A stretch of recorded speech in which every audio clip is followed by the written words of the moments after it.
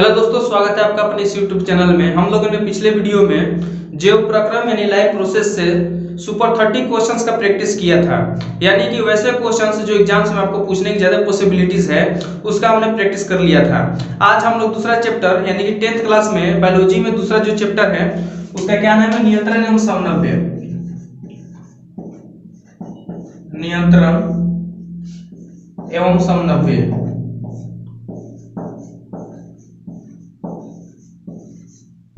इसको इंग्लिश में बोला जाता है control and coordination. Control and coordination. इस चैप्टर में जितने भी इंपॉर्टेंट क्वेश्चंस बनते हैं उसको हम लोग प्रैक्टिस करेंगे इस वीडियो में। जैसा कि पिछले वीडियो में हमने सुपर 30 क्वेश्चंस का प्रैक्टिस किया था, उसी तरह इस चैप्टर में भी सुपर 30 क्वेश्चंस, यानी इस क्वेश्चंस को बनाने के बाद आप लोग बहुत सारे क्वेश्चंस एग्जाम्स में सॉल्व कर पाइएगा। इसी क्वेश्चंस को घुमा फिरा करके, मतलब सेंटेंस चेंज करके ही इसी क्वेश्चंस को पूछेगा। तो आप लोग इस क्वेश्चंस को प्रैक्टिस करते चलिएगा और जो आपको पता नहीं है, मालूम नहीं है, उसको आप लोग नोट करते चलिएगा। आप लोग एग्जाम में देखिएगा बहुत सारे क्वेश्चंस आपको इजीली सॉल्व हो जाएंगे इस वीडियो में जो क्वेश्चन बताया है उसको प्रैक्टिस करने के बाद। यानी कि आप लोग वीडियो को बिना स्किप किए हुए सभी क्वेश्चंस को बारीकी से पढ़िएगा और सॉल्व करते चलिएगा, ठीक है। ईमानदारी से आपको क्वेश्चन को बनाइएगा। जो क्वेश्चन आपको नहीं आएगा, जो चीज आपको एरर दिखाई देगा, उसको आप कमेंट बॉक्स में लिखिएगा और हमको बताइएगा या पूछिएगा, ठीक है। तो चलिए हम लोग बिना टाइम को वेस्ट किए हुए इस वीडियो को बढ़ते हैं और सभी सुपर 30 क्वेश्चंस का प्रैक्टिस। तो चलिए दोस्तों, हम लोग अपने क्वेश्चन की ओर देखते हैं और सभी को सॉल्व करते हैं। पहला हमारा क्वेश्चन है, मनुष्य के शरीर की सबसे बड़ी ग्रंथि है, यानी मनुष्य जो है उसके शरीर में सबसे बड़ी ग्रंथि कौन सी है, ठीक है। ये तो चलिए हम लोग आंसर की ओर बढ़ते हैं। क्या आंसर हो सकता है इसका? पहला ऑप्शन दिया है लीवर, दूसरा अग्न्याशय, तीसरा अंडाशय और डी नंबर ऑप्शन में दिया है एड्रिनल, यानी कि आपका इसमें से कौन सा बड़ी ग्रंथि है आपके शरीर की। तो लीवर ग्रंथि यानी कि यकृत बोलते हैं हिंदी में इसको हम लोग, इसका ऑप्शन ए सही होगा। लीवर ग्रंथि ही हमारे शरीर की सबसे बड़ी ग्रंथि है, ठीक है। ऑप्शन ए सही होगा। और अग्न्याशय जो है पेंक्रियाज, ये हमारा ऑप्शन गलत है। और जो अंडाशय है ये मादा में पाया जाता है, ये भी गलत है। एड्रिनल भी गलती है, तो इसका आंसर होगा ए, यानी कि लीवर। हिंदी में इसको यकृत भी बोलते हैं। अगला हम लोग क्वेश्चन देखते हैं, दूसरा नंबर। दूसरा क्वेश्चन है, थायरोक्सिन का स्रावन कहाँ होता है। जो थायरोक्सिन है उसका स्रावन कहाँ से होता है? हमारे शरीर में जो थायरोक्सिन हार्मोन होता है उसका सिक्रीशन किस ग्रंथि से होता है, मतलब किस ग्लैंड से होता है पूछ रहा है। तो ब्रीसन जो दिया है लास्ट डी ऑप्शन, ये ब्रीसन जो होता है मनुष्य में टेस्टिस, यानी इससे थायरोक्सिन का कोई रिलेशन ही नहीं है, इससे नहीं होगा, ये गलत है। ब्रिक यानी कि किडनी, किडनी से इसका कोई रिलेशन नहीं है। यकृत, यकृत से भी इसका कोई रिलेशन नहीं है, यानी कि आपका ऑप्शन ए सही होगा। ऑप्शन ए थायरॉयड, ठीक है। ऑप्शन ए आपका सही है। आगे हम लोग बढ़ते हैं तीसरे नंबर क्वेश्चन की ओर। तीसरा नंबर देखते हैं क्या है। पादप में जाइलम उत्तरदायी है। आप लोगों ने क्वेश्चन देख लिया है। पादप में जाइलम जो होता है वो किसके लिए उत्तरदायी है? ये क्वेश्चन 2012 और 18 में पूछा गया है, 2 बार पूछ चुका है, इस बार भी पूछने के चांसेज हैं। तो हम लोग आंसर को देखते हैं। पादप में जो है जाइलम और एक और पाया जाता है उत्तक, उसका नाम है फ्लोएम, यानी 2 चीज़ें पाई जाती हैं, एक जाइलम एक फ्लोएम, दोनों एक दूसरे के अपोजिट है। जैसे जाइलम हो गया जल का संवहन करता है, तो फ्लोएम भोजन का संवहन करता है। तो इसमें ऑप्शन दोनों देगा आपको, जल और भोजन। तो आप कन्फ्यूजन मत होइएगा, जाइलम बोलेगा यानी जाइलम से जल, जाइलम से जल याद रखिएगा। जाइलम जैसे आएगा दिमाग में जल आ जाना चाहिए, ठीक है। तो जैसे जाइलम दिखाई तो जल पे आप टिक मारेगा। जाइलम जो होता है जल को जड़ से ऊपर पहुंचाता है, नीचे से ऊपर क्यों ले जाता है। और ये क्वेश्चन पूछे घुमा के, जैसे कि जाइलम जल को ऊपर से नीचे लाता है या नीचे से ऊपर ले जाता है, ठीक है। तो जाइलम जो है जल को नीचे से ऊपर लेता है, मतलब पादप शरीर में नीचे से ऊपर क्यों ले जाता है ना। तो ऑप्शन ए आपका सही है। बाकी भोजन का ये गलती है, दूसरा अमीनो अम्ल गलती है, ऑक्सीजन गलती है। अगला देखें हम लोग, चौथा नंबर क्वेश्चन क्या है। चौथा क्वेश्चन है, पादप में फ्लोएम संवाहक होता है। जो पादप में फ्लोएम है वो संवाहक होता है। फ्लोएम अभी आपको मैंने बताया 2011 में, ये मोस्ट इंपॉर्टेंट क्वेश्चन ये भी 2011 में पूछा है। पूछ रहा है कि संवाहक होता है, मतलब भोजन, फ्लोएम जो होता है भोजन का संवहन करता है और जाइलम जो होता है जल का। जैसे आपको भोजन दिखाई दे जहाँ पे, उस पर टिक मारिएगा, यानी बी नंबर आंसर आपका सही है। वसा गलती है, ये भी गलती है, ये भी गलती है। आगे हम लोग देखा अगला क्वेश्चन की ओर। 5 नंबर क्वेश्चन क्या है। ऑक्सीजन है, ऑक्सीजन लिखा रहेगा, ये क्वेश्चन ध्यान से पढ़िएगा। ऑक्सीजन नहीं पढ़ लीजिएगा। ऑक्सीजन यानी ऑक्सीजन एक हार्मोन का नाम है, ठीक है। तो ऑक्सीजन जो है ये पूछा है 15 और 16 3 बार क्वेश्चन को ये पूछ चुका है, इसलिए रिपीट कर सकता है। ऑक्सीजन, जैसे ऑक्सीजन है तब इसको हार्मोन पे टिक मारिएगा। हार्मोन कहीं भी दिखाई दे रहा है, ये पादप हार्मोन है, ठीक है। पादप हार्मोन लिखे या हार्मोन लिखे, आप उस पर टिक मार दीजिए जैसे हार्मोन दिखाई दे, ठीक है। ये सभी आंसर गलती है। आगे हम लोग देखते हैं 6 नंबर क्वेश्चन को। 6 क्वेश्चन है, मेरा जू निकलता है, जो मेरा जू है वो कहाँ से निकल, जो वर्टिब्रल कॉलम है हमारा शरीर में, जो पीछे पाया जाता है बैक साइड में, वो किससे निकलता है? प्रमस्तिष्क से, अनुमस्तिष्क से, पोन्स से या मेडुला से? आप इसका आंसर बताइए। इसका आंसर आप कमेंट में लिख करके बताइएगा। इसका आंसर बहुत ही आसान, आप लोगों ने पढ़ा होगा नियंत्रण एवं समन्वय चैप्टर में, तो इसको आप आंसर दीजिए, आपके ऊपर मैं छोड़ रहा हूँ। अगला क्वेश्चन देखते हैं 7 नंबर। 7 नंबर जो क्वेश्चन है, अनैच्छिक क्रिया नहीं है। एक होता है ऐच्छिक क्रिया, एक होता है अनैच्छिक क्रिया। ऐच्छिक मतलब होता है जो हमारे अनुसार, हमारे अकॉर्डिंग हो, जैसे हम लोग चाहें तो कर सके। जैसे हम लोग हाथ कहीं पे मूव करना, हाथ कर सकते हैं, ये ऐच्छिक क्रिया हो गया। अनैच्छिक क्रिया, जैसे हमारा हार्ट जो होता है हृदय धड़कता है, तो अनैच्छिक क्रिया है, वो अपने अकॉर्डिंग ही धड़कता है। हम लोग चाह के भी उसको मतलब अपने अनुसार नहीं हार्ट बीट करा सकते हैं, ठीक है। ये क्वेश्चन 2018 और 21 में पूछा हुआ है। इस तरह के क्वेश्चन पूछते ही हैं घुमा फिरा के, शब्दों का हेर फेर करके। अनैच्छिक क्रिया है, यानी अनैच्छिक क्रिया नहीं है पूछ रहा है, ठीक है, यानी कि ऐच्छिक क्रिया। तो वमन जो है चलना, वमन मतलब चलना नहीं, बहना, ब्लड उलट का बहना, ये भी क्या है, ये अनैच्छिक क्रिया है, ठीक है। और अगला जो है चबाना, चबाना क्या है, ये अपने ऊपर है, हम लोग चाहे तो चबा सकते हैं, कुछ खाना हो उसको चबा सकते, नहीं चबा सकते। लार जो है, लार सलीवा हमारे माउथ में सिक्रीट होता है, ये भी अनैच्छिक क्रिया है। हृदय धड़कना अभी मैंने बताया अनैच्छिक क्रिया है, और ये भी अनैच्छिक क्रिया है। तो इसमें ऐच्छिक क्रिया कौन है? चबाना। ऐच्छिक क्रिया कौन है? चबाना, यानी ऑप्शन बी सही होगा। चबाना ऐच्छिक है यानी अनैच्छिक क्रिया नहीं है, अनैच्छिक क्रिया नहीं है यानी ऐच्छिक क्रिया है। समझ में आ रहा है ना आपको क्लियरली? आगे हम लोग देखें 8 नंबर क्वेश्चन को क्या है। 2 न्यूरॉन के मध्य खाली स्थान को कहते हैं। जो 2 न्यूरॉन होता है, न्यूरॉन जो होता है एक न्यूरॉन से दूसरा न्यूरॉन सटा होता है ना, डेंड्राइट्स डेंड्रोन जो होता है उसके ऊपर का सिरा है, और उसमें जो स्पेस पाया जाता है, जो ऊपर के सिरे सटा हुआ स्पेस होता है, उस स्पेस को हम क्या करते हैं? एक जोन तो कहेंगे नहीं, एक जोन बीच में पाया जाता है न्यूरॉन का, ये होगा नहीं। डेंड्राइट्स भी नहीं होगा, सबसे ऊपर डेंड्रोन भी नहीं होगा, उसी के पास होता है। और एक बचा सिनेप्स। सिनेप्स जो होता है वो दोनों के बीच का खाली स्थान को कहा जाता है। जब 2 न्यूरॉन सटे हुए रहेंगे, जुड़े हुए रहेंगे एक दूसरे से, तो उनके मध्य में जो खाली स्थान आपको दिखाई देगा उसको हम सिनेप्स के नाम से जानते हैं। ये क्वेश्चन भी बहुत इंपॉर्टेंट है, पूछता है। देखिए आप लोग 3 बार पूछ चुका है, इस बार भी पूछ सकता है, ठीक है। आगे हम लोग बढ़ते हैं नेक्स्ट क्वेश्चन की ओर। 9 नंबर क्वेश्चन है, पिट्यूटरी ग्रंथि से निकलने वाले हार्मोन हैं। जो हमारा पिट्यूटरी ग्लैंड है हमारे शरीर में, ठीक है, पिट्यूटरी ग्लैंड कहाँ पाया जाता है? हमारे मस्तिष्क में। तो इसका मेन स्रावन मतलब कौन सा हार्मोन का इसका स्रावन होता है? थायरोक्सिन को मैंने ऊपर में क्वेश्चन बताया, थायरोक्सिन किससे होता है? थायराइड ग्रंथि से। इंसुलिन पेंक्रियास से होता है। एंड्रोजन ब्रिसन से होता है, यानी टेस्टिस से होता है। ये नर में पाया जाता है, मादा में नहीं पाया जाता है एंड्रोजन, और स्त्री में एस्ट्रोजन पाया जाता है। इसका आगे क्वेश्चन कहीं ना कहीं दिया होगा, ठीक है। तो इसको हम लोग क्या बचा, इसमें सभी क्वेश्चन छाट दिए, तो क्या बचा? वृद्धि हार्मोन। तो पिट्यूटरी ग्लैंड का काम क्या है? वृद्धि हार्मोन का स्रावन करना, निकालना, ठीक है, यानी ऑप्शन ए आपका सही है। आगे हम लोग देखें नेक्स्ट क्वेश्चन को। एंड्रोजन क्या है? एंड्रोजन अभी आप लोगों को मैंने ऊपर में क्वेश्चन दिखाया, एंड्रोजन देख रहे हैं, अभी मैंने बोला क्या है ये? नर जनन हार्मोन है, यानी नर में पाया जाता है, मेल में पाया जाता है। 2020 और 21 में पूछा है, इस क्वेश्चन को पूछ सकता है, ठीक है। तो नर हार्मोन है, मैंने पहले ही बताया नर हार्मोन कहाँ पे आपको दिख रहा है, नर हार्मोन या मेल हार्मोन? तो नर हार्मोन यही है ना। ए नंबर में दिया हुआ है आपको, ये आप सही मारेंगे, ठीक है, बाकी सब गलत है, ठीक है। आगे हम लोग देखते हैं 11 नंबर क्वेश्चन को। इनमें से कौन पादप हार्मोन है? कौन सा पादप हार्मोन है, यानी पौधे में कौन सा हार्मोन पाया जाता है? ऑप्शन दिया रहेगा आपको, तो पहले आप छांटिए जिस हार्मोन का आप नाम जानते हैं। आप इंसुलिन के नाम जानते हैं, इंसुलिन किस में पाया जाता है? हम लोगों में पाया जाता है ना, मनुष्य में पाया जाता है, जंतु में पाया जाता है। थायरोक्सिन भी अभी मैंने बताया हम लोगों में पाया जाता है। एस्ट्रोजन मैंने अभी बताया, एंड्रोजन और एस्ट्रोजन मनुष्य में पाया जाता है। तो अब क्या बचा लास्ट में आपको? एक बचा साइटोकाइनिन। साइटोकाइनिन नाम आपने पादप हार्मोन के सुना होगा, जब पादप हार्मोन के बारे में पढ़ाया गया था तब आप लोगों ने सुना होगा, यानी साइटोकाइनिन होगा इसका करेक्ट आंसर। आगे हम लोग देखते हैं 12 नंबर क्वेश्चन को। 12 नंबर क्वेश्चन जो है 17 और 18 में पूछा गया क्वेश्चन है, इस बार भी पूछने के चांसेज है। मैंने ये क्वेश्चन सभी छांट करके लिखे हैं बहुत जगहों से, आप इस क्वेश्चन को प्रैक्टिस करेगी। इस क्वेश्चन को मतलब इन सभी क्वेश्चनों को ही देगा, घुमा फिरा करके देगा, ये देगा ही। और बाकी जो क्वेश्चन बचा है इन्हीं से मतलब इन्हीं से बना हुआ रहेगा वो। जैसे ऑप्शन में मैंने कुछ बता दिया, उसी ऑप्शन से उठा करके उसको क्वेश्चन बना देगा और क्वेश्चन वाला ऑप्शन में दे देगा। इस तरह क्वेश्चन घुमा फिरा के देगा, है ना। तो यही आपके लिए इस चैप्टर में से इतने क्वेश्चन इंपॉर्टेंट है, इतने आप पढ़ लीजिए बढ़िया से, और आप जाके एग्जाम में बैठिए, बढ़िया मार्क्स आप गेन करिएगा, ठीक है। अब चलिए आगे हम देखते हैं 12 नंबर क्वेश्चन क्या बोल रहा है।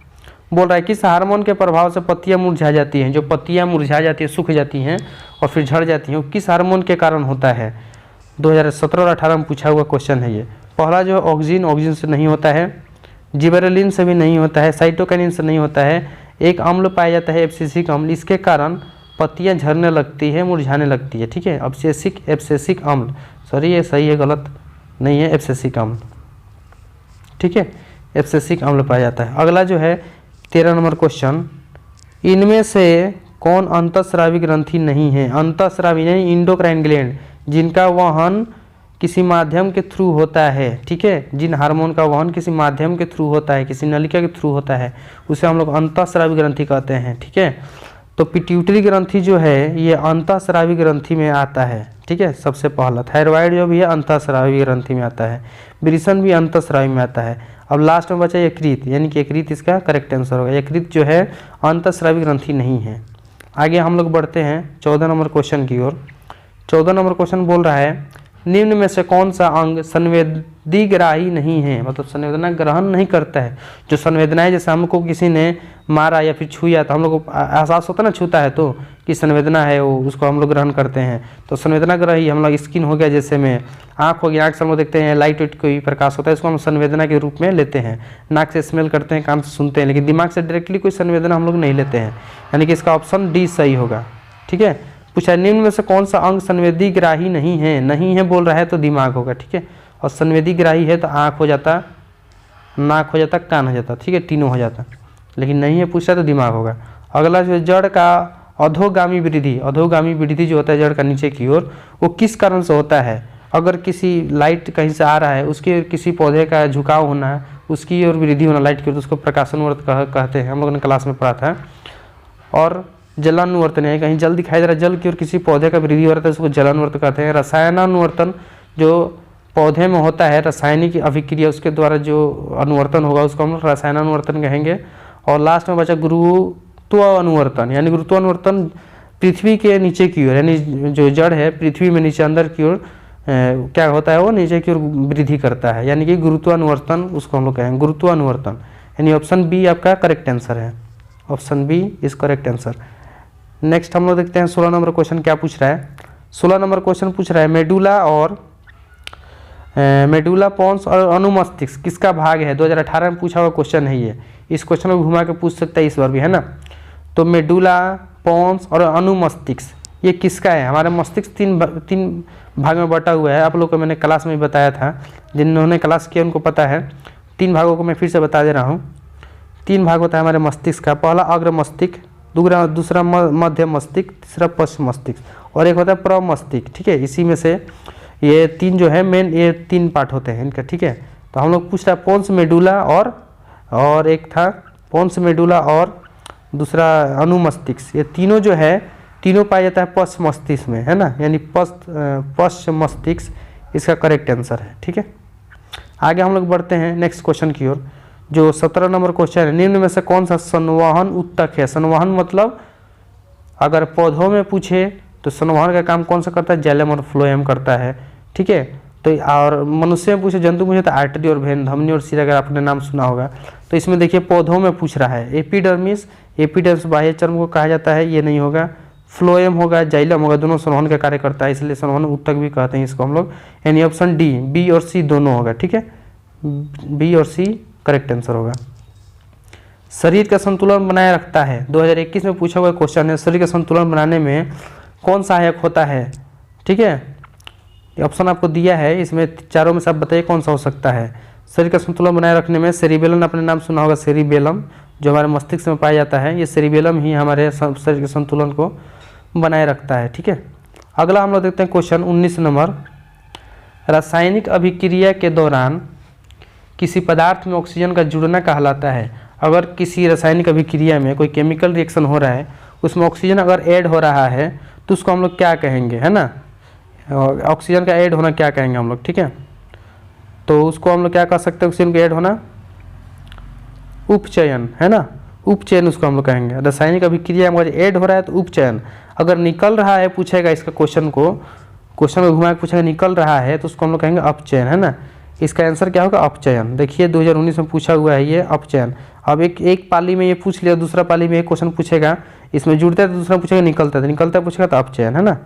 आप लोग अपचयन पे टिक मारिएगा, ठीक है। दूसरा 20 का क्वेश्चन भी आप लोगों ने सॉल्व कर लिया, 20 नंबर का भी, उपचयन अपचयन।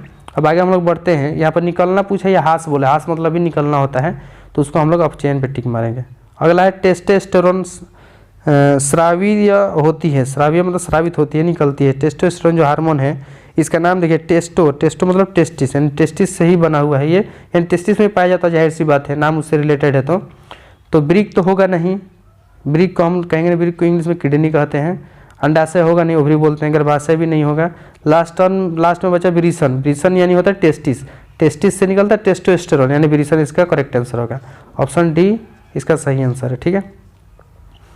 आगे हम लोग बढ़ते हैं 22 नंबर क्वेश्चन की ओर। 22 नंबर क्वेश्चन पूछ रहा है, मानव मस्तिष्क का औसत भार, जो मनुष्य का मस्तिष्क होता है, ब्रेन होता है, उसका औसत भार कितना होता है, कितना केजी होता है, आप लोगों को ये बताया गया क्वेश्चन होगा। ये क्वेश्चन पूछने के उतने चांसेज नहीं, फिर भी आप लोग इसको अपने नोट करके रखिएगा, अपने दिमाग में कहीं ना कहीं इसको रखिएगा, जिससे आप लोगों को ये क्वेश्चन दिखाई दे, मस्तिष्क का औसत भार, आप लोग उस पर टिक मारिएगा, ठीक है। तो चलिए इसका आंसर आप लोग बताने का प्रयास कीजिए, कौन सा आंसर होगा इसका। पहला नंबर क्वेश्चन जो है 1 kg, ये तो होगा नहीं। दूसरा है 2 kg, तीसरा है 1.4 kg और चौथा इनमें से कोई नहीं। तो इसका औसत भार जो होता है मस्तिष्क का 1.4 kg होता है, यानी कि ऑप्शन आपका हो जाएगा सी नंबर, करेक्ट आंसर होगा, ठीक है। यानी ऑप्शन नंबर सी आपका करेक्ट आंसर होगा, ठीक है। आगे हम लोग बढ़ते हैं 23 नंबर क्वेश्चन की ओर। 23 नंबर क्वेश्चन पूछ रहा है, किस प्रकार के शोषण से अधिक ऊर्जा मुक्त होती है। माने शोषण का कौन सा ऐसा प्रकार, शोषण 2 प्रकार का होता है, अवायवीय और वायवीय, यानी ऑक्सी और अनऑक्सी। ऑक्सीजन की उपस्थिति में होता है उसे वायवीय बोलते हैं, और जो ऑक्सीजन की अनुपस्थिति में होता है उसे अवायवीय बोलते हैं। अवायवीय मतलब बिना वायु की उपस्थिति में, वायवीय और वायु की अनुपस्थिति में अवायवीय। तो आप लोग बताइए इसमें से कौन सा हो सकता है। वायवीय में जो होता है सबसे ज़्यादा एनर्जी निकलता है 36 ATP। आप लोगों ने पढ़ा होगा अपने क्लासेज में, 36 ATP निकलता है, ठीक है। ATP का फुल फॉर्म आपको क्लास में पढ़ाया गया होगा। 36 ATP वायवीय में, ATP का फुल फॉर्म पूछे तो आप लोग याद रखिए, पूछेगा नहीं ये, लेकिन याद रखिएगा एडिनोसिन ट्राइफॉस्फेट होता है, यानी 36 ATP निकलता है वायवीय में, और अवायवीय में निकलता है 2 ATP। अवायवीय जो है इसमें ऊर्जा का उत्पादन जो होता है वो 2 ATP होता है, ठीक है, 2 ATP, यानी कि अवायवीय में कम होता है, वायवीय में ज़्यादा होता है। पूछ रहा क्वेश्चन किस प्रकार शोषण से अधिक ऊर्जा मुक्त होती है, तो जाहिर सी बात है इसका क्या होगा, ए नंबर सही है, ठीक है। आगे हम लोग बढ़ते हैं 24 नंबर क्वेश्चन की ओर, देखते हैं क्या है। तंत्रिका तंत्र की रचनात्मक एवं क्रियात्मक इकाई है। जो तंत्रिका तंत्र है, हमारा नर्व सिस्टम है, उसकी रचनात्मक और क्रियात्मक इकाई किसे कहा जाता है। ये क्वेश्चन और एक और क्वेश्चन पूछता है, हमारे किडनी यानी वृक्क का रचनात्मक और क्रियात्मक इकाई क्या है। तो दोनों में कन्फ्यूजन होता है लड़कों को। तो तंत्रिका तंत्र बोले, तंत्रिका तंत्र से न्यूरॉन का होता है रिलेशन, और वृक्क से रिलेशन नेफ्रॉन का होता है। तो तंत्रिका तंत्र जैसे कहीं दे तो आप लोग न्यूरॉन दिमाग में लाइएगा, न्यूरॉन कहीं पे दिख रहा है उस पर आंसर टिक करिएगा, है ना। और पूछेगा न्यूरॉन क्या है, तो तंत्रिका तंत्र है, ठीक है, तंत्रिका तंत्र का यूनिट है, ठीक है। तो आप लोग देखिए इसका आंसर क्या होगा, मैंने अभी बताया न्यूरॉन, तंत्रिका तंत्र से न्यूरॉन का रिलेशन, न्यूरॉन बी नंबर में है, यानी बी नंबर ऑप्शन सही होगा। और नेफ्रॉन जो है वृक्क से, ये किडनी से, वृक्क से पूछेगा रचनात्मक क्रियात्मक इकाई, तो आप लोग मारिएगा ऑप्शन नंबर ए यानी नेफ्रॉन पे, ठीक है। अगला क्वेश्चन देखते हैं हम लोग 25 नंबर। पादपों में पाया जाने वाला वृद्धि हार्मोन, जो पादप होता है, पौधे होते हैं, उनमें वृद्धि करने वाला जो हार्मोन है वो कौन सा है। 2019 में पूछा हुआ ये क्वेश्चन है, ठीक है। अब आप लोग ऑप्शन 2 तरीके से इसका आंसर दीजिएगा। पहला तो आप लोग को छांटिए, जो पता है उसके अनुसार छांटिए। दूसरा नंबर ऑप्शन को आप छांटिए, जैसे देखिए आप ऑप्शन से पकड़ा जाएगा इसका आंसर। आप लोग को नहीं याद है, मान लीजिए नहीं याद है कैसे बनाना है, तो देखिए जो D number question thyroxine, thyroxine आप जानते हैं जंतु हार्मोन है, हमारे शरीर में पाया जाता है। इंसुलिन भी पेंक्रियास यानी अग्न्याशय से निकलता है हमारे शरीर में। एड्रिनल भी नर हार्मोन है, ठीक है। जिबरलिन बचा, तो जिबरलिन इसकी जाहिर सी बात है पादप हार्मोन ही है, और पादप में पाया जाता है, ये वृद्धि हार्मोन के लिए उत्तरदायी है। तो ऑप्शन ए सही है, ठीक है। आप लोग इस तरह भी बना सकते हैं। पहले आप लोग ऑप्शन देखिएगा, कौन सा ऑप्शन जो आपको है वो आता है, पता है कि एग्जैक्ट इसका ये होगा, तो जो बचेगा वही उसका आंसर होगा, ठीक है। जैसे कि हम लोग को तीनों का ये मालूम था, तीनों क्या है, कहाँ पाया जाता है, और एक ये मान लीजिए नहीं मालूम था, इसका ऑप्शन यही सही होगा, ठीक है। तो आगे हम लोग बढ़ते हैं 26 नंबर क्वेश्चन की ओर। 26 नंबर क्वेश्चन भी इंपॉर्टेंट है, 2021 में पूछा है, इसमें भी पूछ सकता है, 18 में पूछा हुआ है। तो देखिए इसमें क्या बोल रहा है, बीजांड की ओर पराग नलिका का वृद्धि का कारण होता है। जो बीजांड होता है पुष्प में, उसमें ही परागनलिका होता है, पुष्प में ही दोनों एक ही पास दोनों रहता है, तो उसमें तो प्रकाश का कोई रिलेशन है नहीं, गुरुत्व का कोई रिलेशन है नहीं, जल का कोई रिलेशन है नहीं, लेकिन उसमें रासायनिक अभिक्रिया हो, क्रिप्टो करके कोई आएगा इसमें, क्रिप्टो कुछ रिएक्शन करके आए या फिर रासायनिक अनुवर्तन करके आए, तो आप लोग इसका ऑप्शन वही मारिएगा, नहीं रसायन वाला, डी इसका करेक्ट होगा, है ना। इसमें जल से तो कोई रिलेशन है नहीं, गुरुत्व से कोई नहीं है, प्रकाश से कोई नहीं, यानी कि डी रसायन अनुवर्तन। अगला जो क्वेश्चन है 2016-18 में पूछा गया है, इसको आप लोग बनाइए। शुक्राणु बनता है, बनता गलती लिखा गया है, आप लोग इसको सुधार लीजिएगा। शुक्राणु बनता है, कहाँ पे शुक्राणु बनता है? शुक्राणु आप लोग जानते हैं कहाँ पाया जाता है? नर में पाया जाता है। तो नर का इसमें कौन सा भाग है आप लोग छांटिए, ठीक है। अंडाशय आप लोग देखिए, ऑप्शन से हम लोग इसको बनाने का प्रयास करेंगे। अंडाशय तो होगा नहीं, अंडाशय फीमेल में पाया जाता है, नहीं मादा में, गर्भाशय मादा में पाया जाता है, इनमें से कोई नहीं, ये भी नहीं होगा। वृषण आप लोग जानते हैं कि नर में पाया जाता है, तो वृषण से ही शुक्राणु का निर्माण होता है, ठीक है, यानी ऑप्शन ए सही है।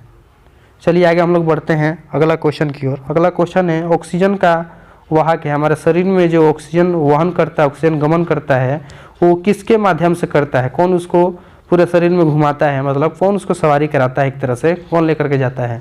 तो WBC नहीं होगा, लसिका नहीं होगा, इनमें से कोई, ये भी गलती है। तो आपका इसमें होगा RBC में हीमोग्लोबिन पाया जाता है। पूछता है RBC में कौन सा वर्णक पाया जाता है? हीमोग्लोबिन।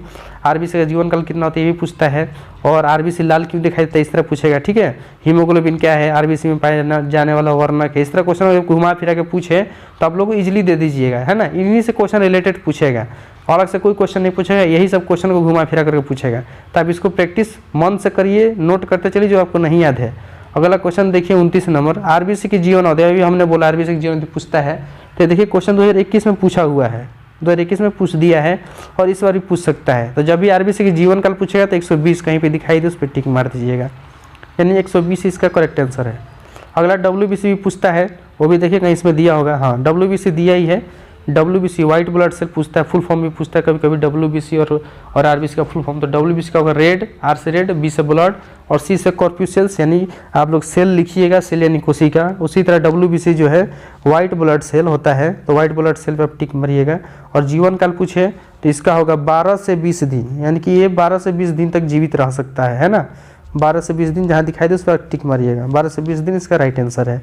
अगर हम लोग देखते हैं, चलिए दोस्तों अब क्वेश्चन नहीं है, 30 क्वेश्चन था इस चैप्टर से, यानी इस चैप्टर में इतना क्वेश्चन ही पूछेगा। इस चैप्टर का आप लोग निचोड़ करके क्वेश्चन निकाले गए हैं। इस क्वेश्चन को आप प्रैक्टिस करिएगा और बना लीजिएगा सभी क्वेश्चन को ईमानदारी से। और आप लोग देखिएगा क्वेश्चन आप लोगों को बहुत सारे इसी से मिलते जुलते ही आएंगे, ठीक है। आप लोगों ने नहीं पढ़ा है पूरे साल, कोई दिक्कत नहीं है, आप लोग इसका प्रैक्टिस करें सभी क्वेश्चन का लाइन से।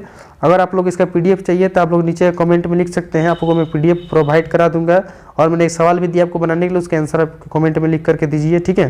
तो चलिए आज के लिए इतना ही। अब अगले वीडियो में हम लोग अगला चैप्टर का क्वेश्चन जो है कौन कौन सा इंपॉर्टेंट है उसको हम लोग बनाएंगे और प्रयास करेंगे, ठीक है। तो चलिए दोस्तों, धन्यवाद।